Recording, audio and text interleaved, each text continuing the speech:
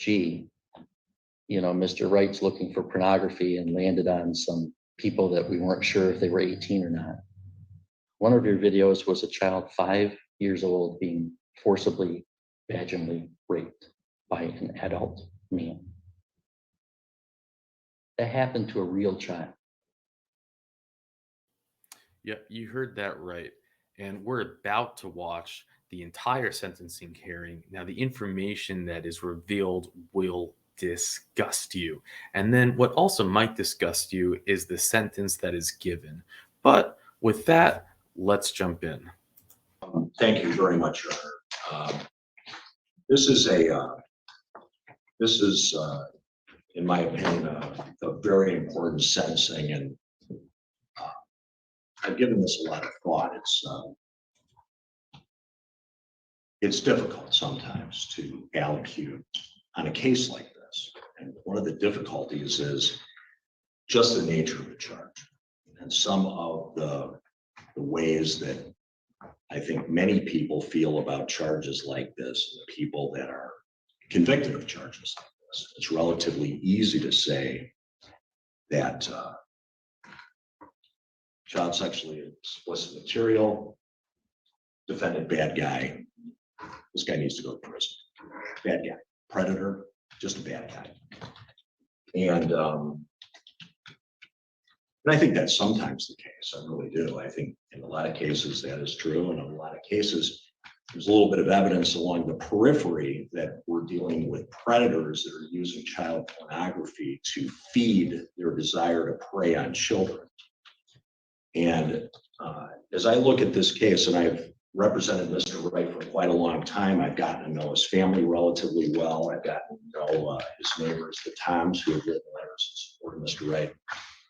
One of the interesting things about my client is when you look at him from a physical standpoint, he's a tall, attractive young man. When you speak with him, what you realize, and I think some of the letters have indicated to this, he has real social limitations.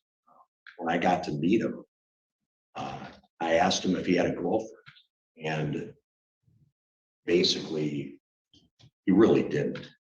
Essentially, it was just a friend. He's 28 years old, and due to the upbringing that he had with a father who was really unspeakably mean to him and traumatized him and his sisters who were here in the courtroom. He grew up with a speech impediment. He grew up with a mild form of cerebral palsy. His sisters had been dealing with disabilities.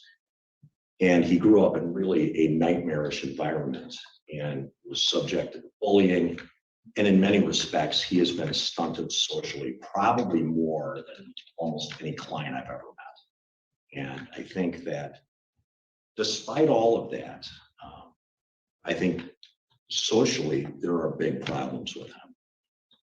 And I think this case may have, in a way, could be a positive thing to force him into some serious counseling to deal with some unbelievably traumatic things that have happened.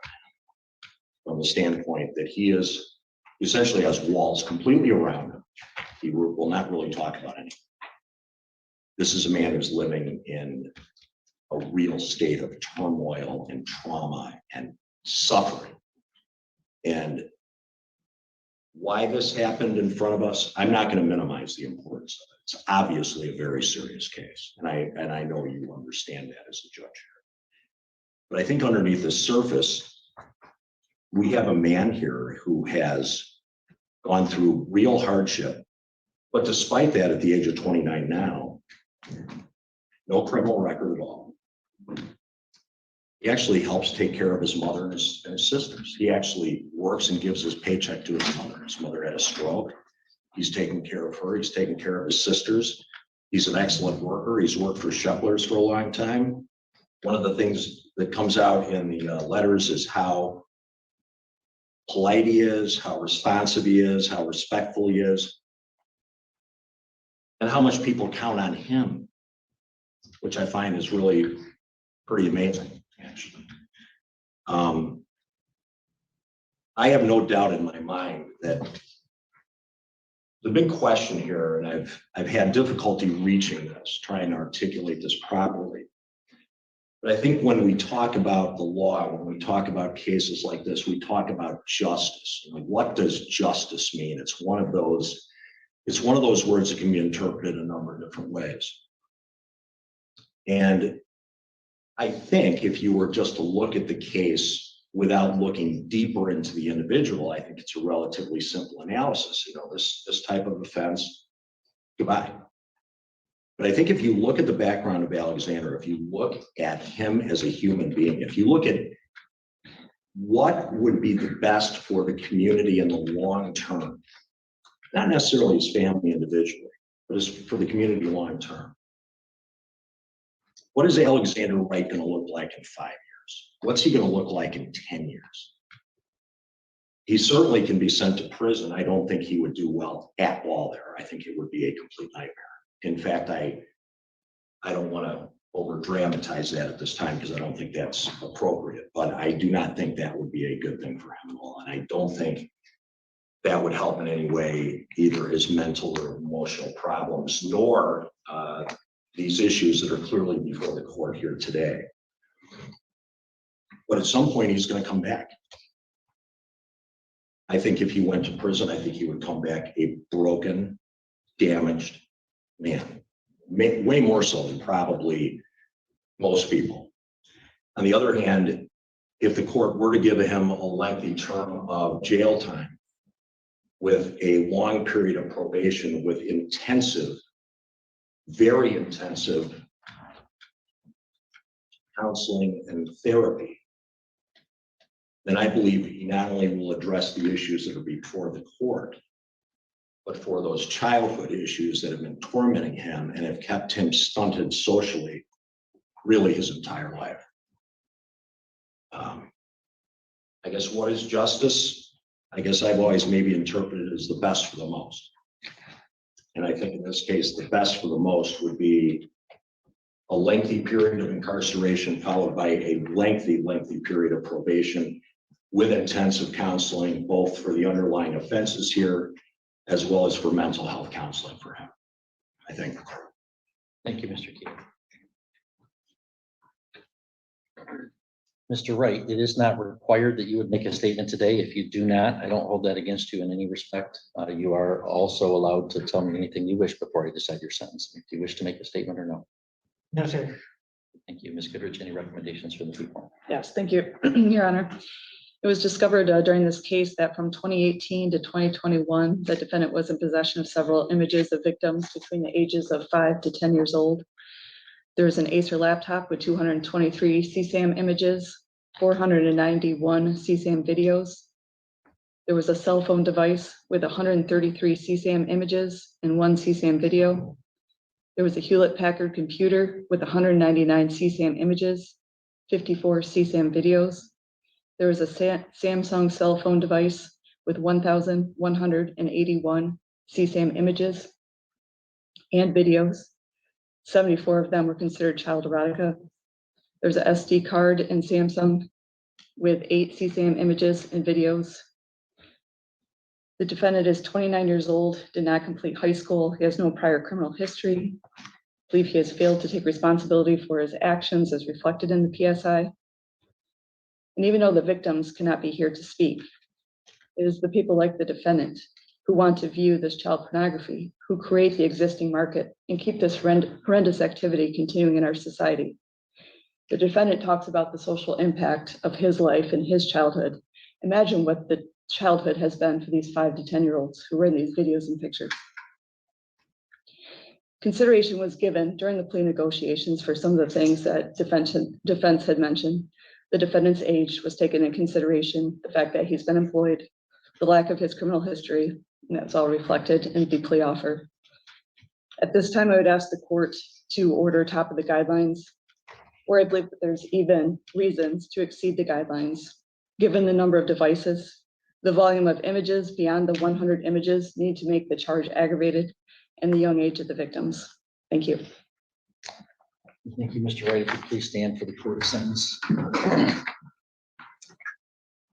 Mr. Wright, you know, your attorney's given a very thoughtful allocution today, as has the prosecutor. And I have letters from lots of family members about you, and the pre-sentence report is very detailed.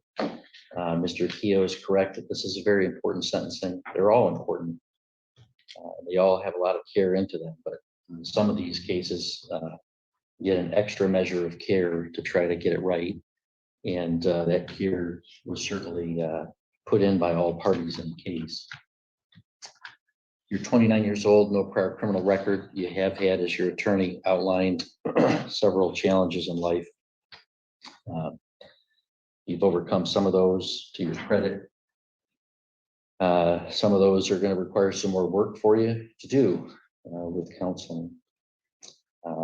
It is important to understand, you know, what it is we're talking about here. As the prosecutor said, CSAM is the justice system's acronym for child sexual abusive material, which is known colloquially as child pornography. And in criminal justice, professionals have to draw all sorts of lines that the public, you know, would rightly think are incredibly distasteful to draw. But we do that all the time. So, for example, I've prosecuted, defended, and sentenced people possessing images, say, of 15-year-olds doing things, you know, and that's child pornography. And we treat that, perhaps, maybe we shouldn't, but we do treat it a little bit differently than some of these other situations.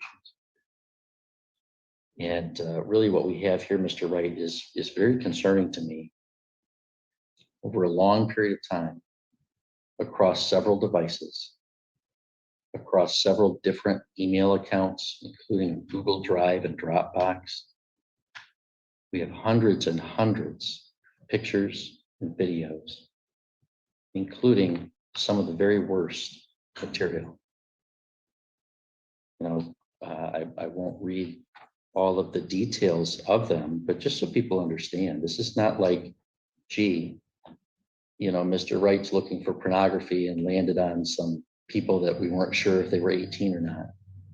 One of your videos was a child 5 years old being forcibly, vaginally raped by an adult man. That happened to a real child. Your attorney thoughtfully explained some of the trauma you've experienced in your life. Think about the trauma that 5-year-old carries. You participate in that trauma when you download, share, view, keep all those images. It's a real 5-year-old being raped, and this is the material you're seeking out and you're hoarding. That is very troubling to the court. Then we draw some other lines of, gee, what kind of level of danger do we think that Mr. Wright presents to the community?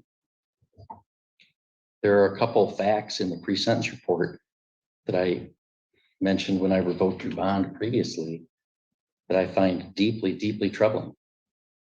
At your place of work, we've got a video of you videoing a young child in the parking lot. Well, that was a clothed child, but you know, that's troubling. In your bedroom, you've got kids' underpants hidden in your dresser and underneath your mattress. What am I to make of that? That's troubling, to say the least. So now, beyond your participation online in some of the most horrific crimes against children, you're now connecting those online fantasies to tangible things in the real world. That's the beginning of a process that has a terrible end. You faced very, very serious charges in this case. Your attorney, through really very good advocacy of all of the mitigating factors, has gotten a plea that really limits your exposure in this case. You'd be facing a lot more time if you were here on the charges. And given the number of images and the number of devices, you know, had this case been elected to be prosecuted federally. I know the guidelines there are just out of this world, more strict than Michigan's laws. So when I think about what does justice require, I like Mr. Keogh's formulation of the best for the most. When I think about the needs of the community and the needs to protect children from these types of crimes, the length of time that you were involved in this, the depth of the depravity of the images that you wanted and kept and hoarded, the albeit minor, but the tangible steps you've taken to connect that to real world issues. I agree with the prosecutor that top end is appropriate here. So I'm going to sentence you, Mr. Wright. There's state costs of $136, a crime victims assessment of $130, court costs of $350, and a DNA testing fee of $60. On the count of attempted aggravated child sexual abusive material, I'm going to commit you to the Michigan Department of Corrections for a term of not less than 23 months, nor more than 5 years, with credit for 64 days previously served. I'm further going to exercise my discretion to impose a consecutive sentence for the computer crime and sentence you on that offense to the Michigan Department of Corrections for a term of not less than 23 months, nor more than 5 years, with 0 days credit on that count. Mr. Wright, you're allowed to file an application to the Court of Appeals if you wish to challenge your conviction or my sentences or both. If you can't afford a lawyer, we would appoint one for you at public expense. There are some deadlines for you to ask for that. So we're going to give you a piece of paper explaining that process. One copy is for you to initial for a file, the other one's for you to fill out if you wish to take an appeal. These are sentences within the advisory guidelines range. All right, good luck to you, Mr.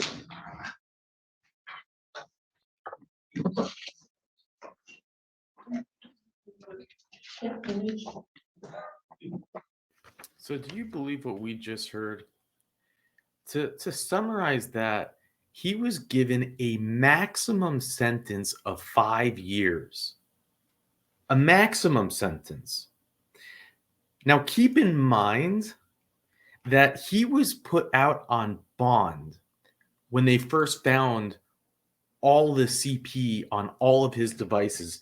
The assistant DA said hundreds and hundreds. I counted up the number, over 2,000. That's what he was caught with. As the judge said, he was hoarding it.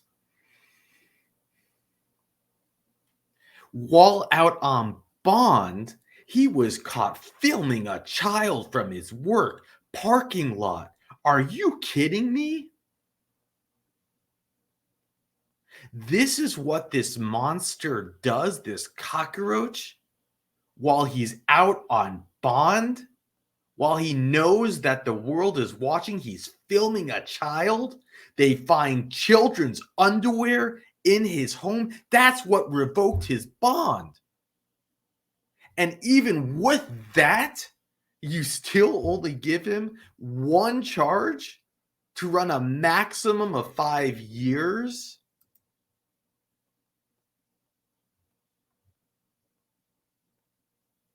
A minimum term of 23 months, less than 1 year, with 64 days time served. What are you doing? You're kicking the ball down the road. He's already proven with his freedom on the line that he can't control himself. He couldn't have access to children on the internet because they were watching that, so he filmed them in the parking lot of his work. And his defense attorney gets up. Everyone needs a defense attorney. It's what makes the system go round. But can you imagine, to use the words, if you look at him as a human being, he would come back from prison a broken man, Well, sir, he already is a broken man. He is not even a man. He's a roach. He doesn't belong to be free in society. Why is this case not taken to the federal level? Why is this thing given a chance to offend? You want to take a coin flip on it? Because that's what you're doing. You're kicking the ball down the road for less than 2 years. In whose interest?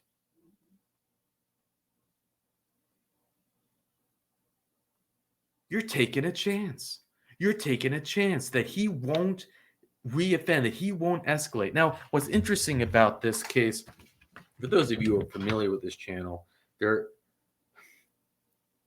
I had San email me and say, check this out. And then I looked at my notes, and it turned out Richard had actually sent me the pre-trial to this, the pre-trial hearing already for this case. And I didn't record it in time, but I watched it. And what it was the detectives involved in this case spent about 40 minutes describing every single or many of the videos, okay, that were found on his devices. And I have been doing this for quite some time. I have listened and watched, as so have you, many of these monstrous things, but I had never heard anything that graphic. And it affected me. And I don't think I would have shown it just because of how brutally descriptive it was. The detective was telling the judge, this is what they described every detail. The judge gave the example of the 5-year-old being forcibly violated.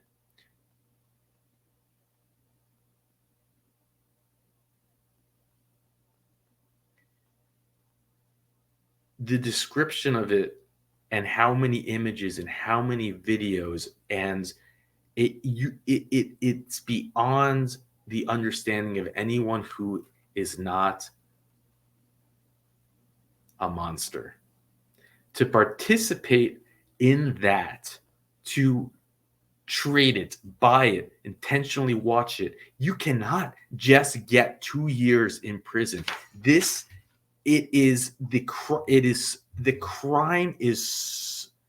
doesn't make sense. Just listening to it damaged me.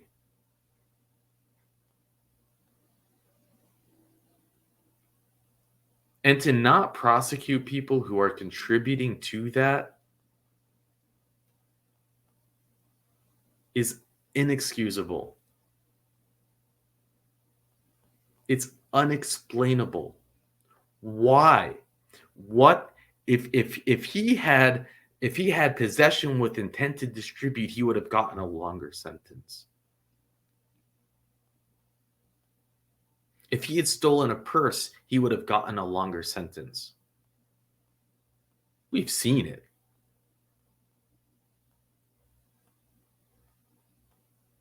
Our system is broken.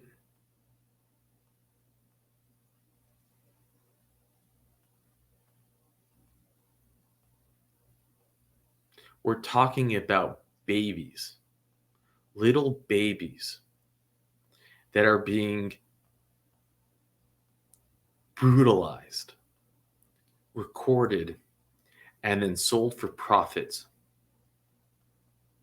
The buyers of that profit are getting little tap on the wrist sentences.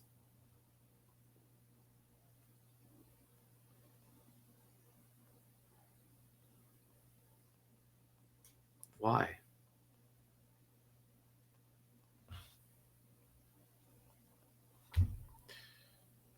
Well, this is why we do this, right?